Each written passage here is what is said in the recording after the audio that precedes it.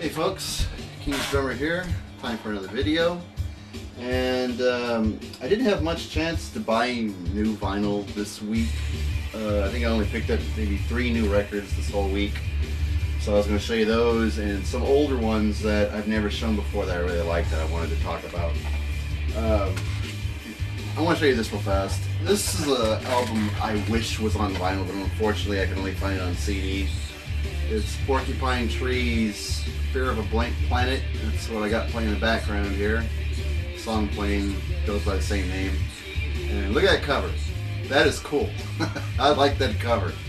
Yeah, this is only on CD only, and they also have a version that's on DVD audio, which is the whole thing in surround sound. And maybe one day it'll get released in vinyl, because I would love to see this big album cover. And the music is fantastic as well. So, Porcupine Tree, Fear of a Blank Planet. If there's time later, I'll get to what this is all about. But right now, let's get into some vinyl. This is the new stuff I picked up for the week. And the first one I wanted to show you is Stray Cats, Built for Speed. And, you know, I've always been a fan of rockabilly.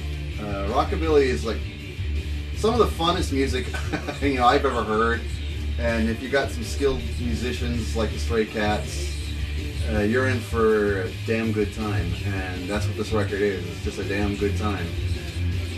Some great stuff on here: Rock This Town, Stray Cats Strut, Rumble in Brighton, Lonely Summer Nights. Some really, really good stuff in here, and you know, and Brian Setzer is such an awesome guitar player. He now went solo, and he has plays in his own orchestra. So, but he still does the swing and rockabilly stuff. And but it was all started with this record and the Stray Cats. And this is just a great record. I downloaded the performance at the US Festival in 1983, and they just dropped the house down.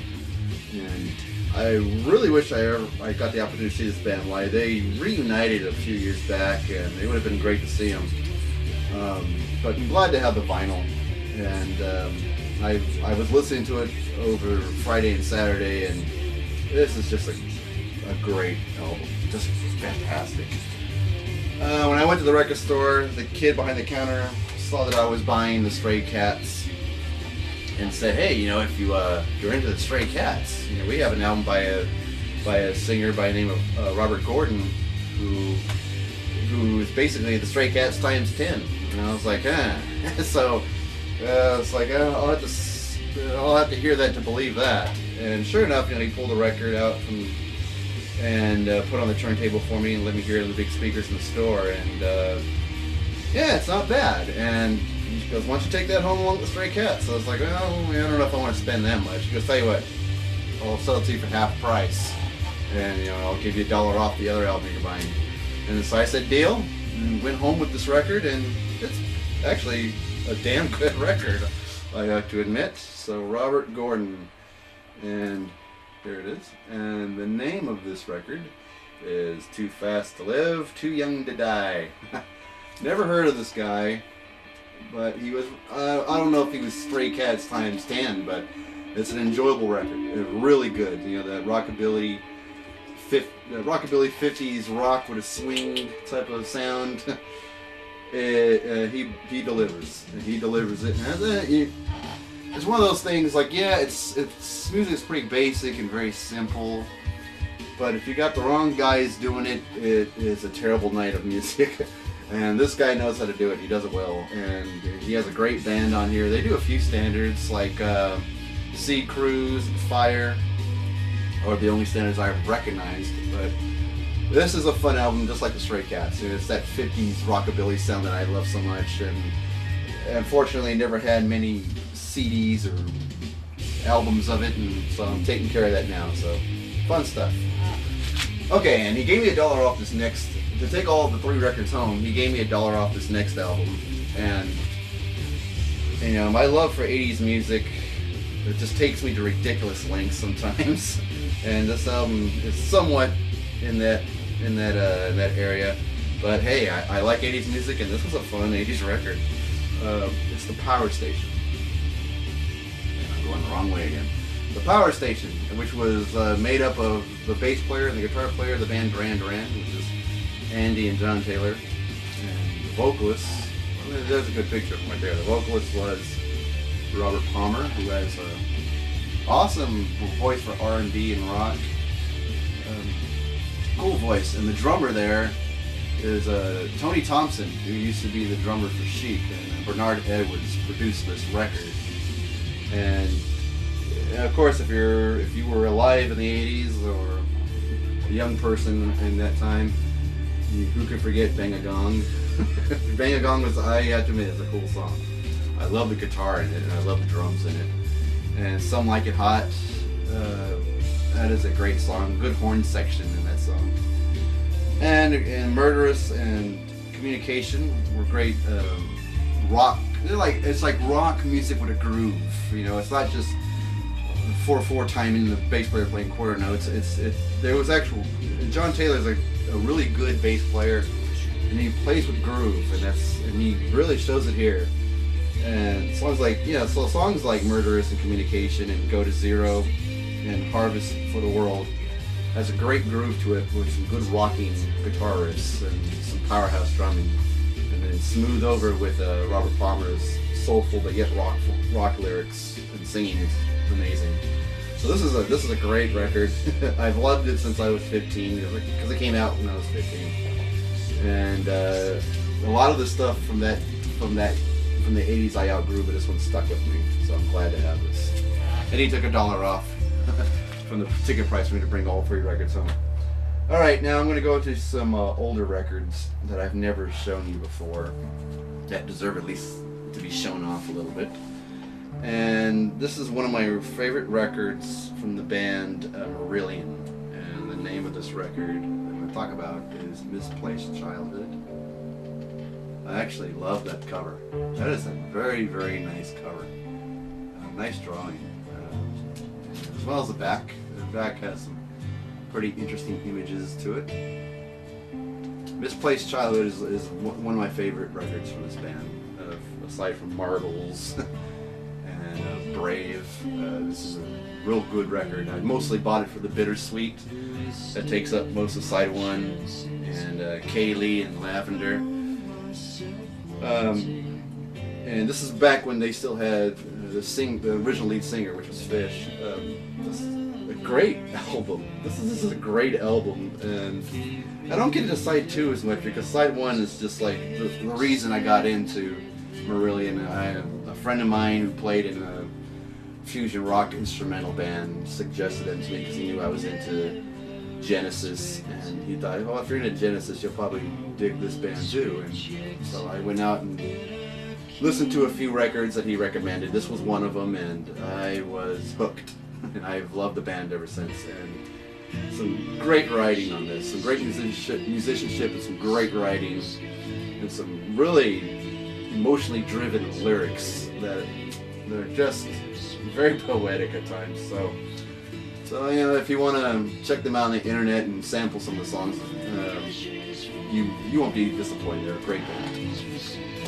Speaking of great bands, here comes another one at you, and this record is a damn good time when you're listening to it with the right friends. It's Talking Heads, Speaking in Tongues.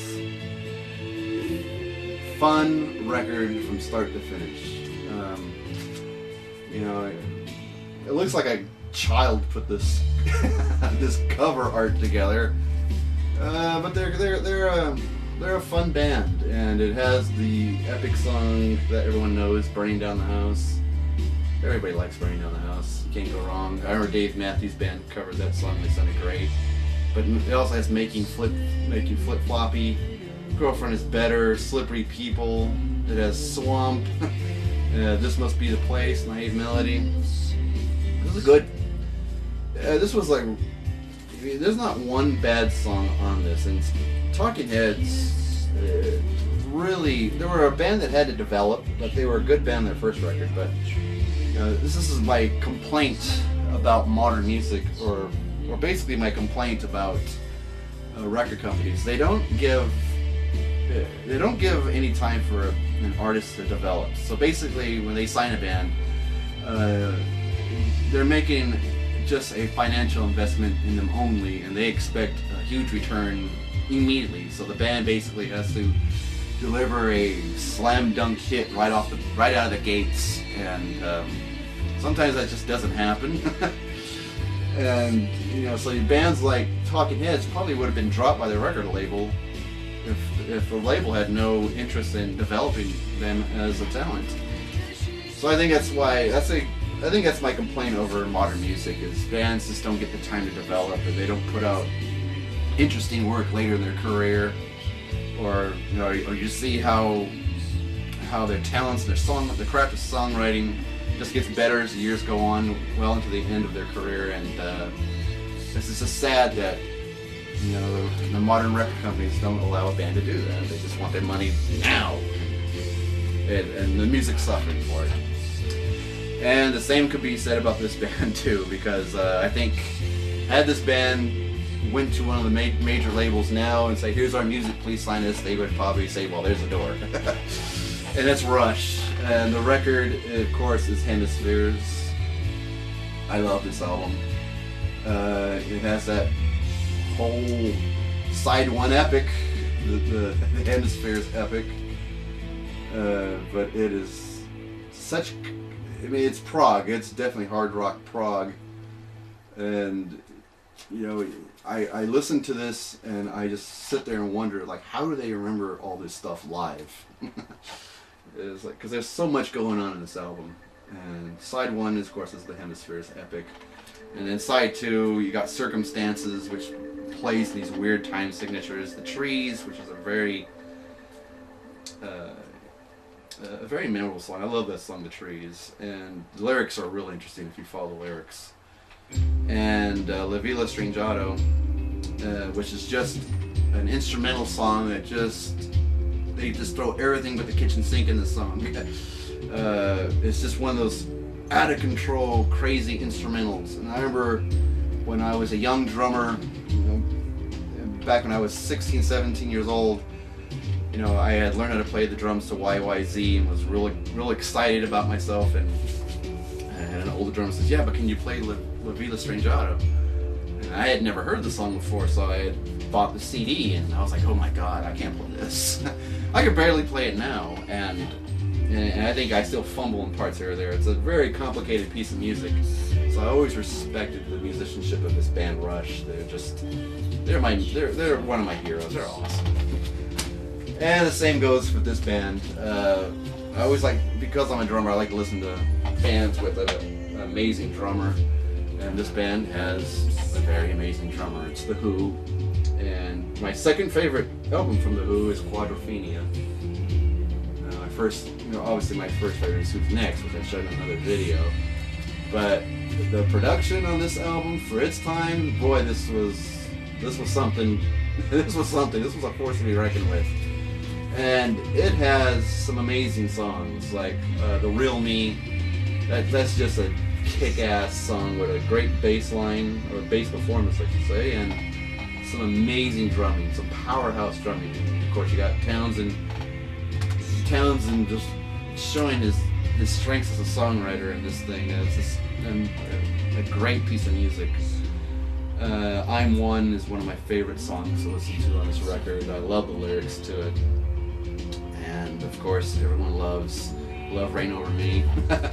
Heart actually did a cover of The Who's Reign Over Me when I saw him live a couple of years ago. And Nancy Wilson just nails the vocals on this song, and it looks like it's a really difficult song to sing.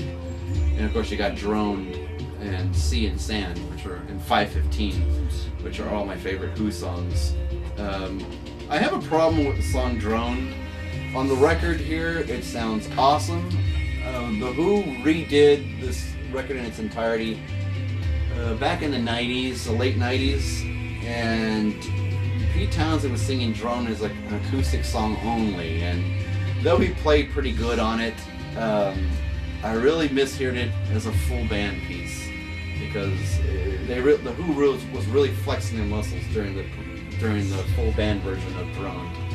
I really wish he had not turned it into an acoustic song, but yeah, to each his own, I guess. Okay, this next album I wanted to show basically for the cover, but the music on here is very, very good too. And this is the last Led Zeppelin album I bought. I'm still going to buy more, but this is the last one I purchased. And it is Led Zeppelin's In Through the Outdoor. I don't have the brown bag version because originally this came in a brown, the cover was like a brown paper bag, and I guess you took it out of the bag and you had this. But I love the photograph of this. Of course it's Zeppelin, so it doesn't say the name of Led Zeppelin on it or the name of the album. You have to go to the sleeve to get any album information out of this. But look at that picture. Such a lot of detail in this picture. It's a thrill to look at, you know. And so while I'm spinning the record, I listen to it and just let my eyes just focus on all the little details in this album. It's a pleasure to listen to this, and the best songs I think on here is In the Evening. I always love that song. I have the live video of Zeppelin playing that song at the Nebworth Festival, and they just sounded like gods playing it. And it also has the song Fool in the Rain. And I remember there was a classic rock station here in town that used to play it a couple times a week, and I never got tired of that song. I love Fool in the Rain, even though it doesn't quite, to me it never really sounded like a traditional Zeppelin song. That's probably why I liked it. It was a little something, a little different. And of course the song All of My Love, which again doesn't really sound that much like that traditional Zeppelin song. It's so keyboard happy, but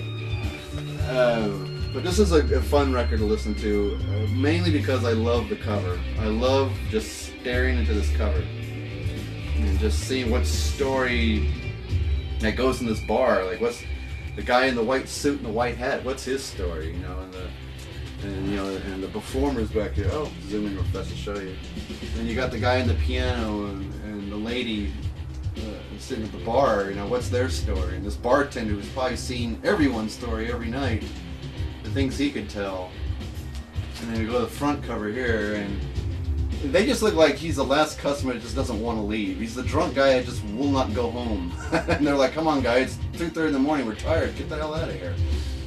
I don't know, to me this cover can tell a million stories, and I think that's kind of an art form that's been lost lately in music. You know, you don't have these interesting album covers that that can speak just as loud as the music.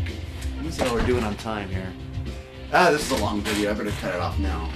Alright. I get to rambling and I just don't shut up sometimes. Alright, that's going to do it for King. Probably won't be able to get some new vinyl for a while. A while being maybe a couple of weeks, but I do like talking about my older records, so maybe I'll be seeing you guys very soon. Until then, I'll see you in the next video.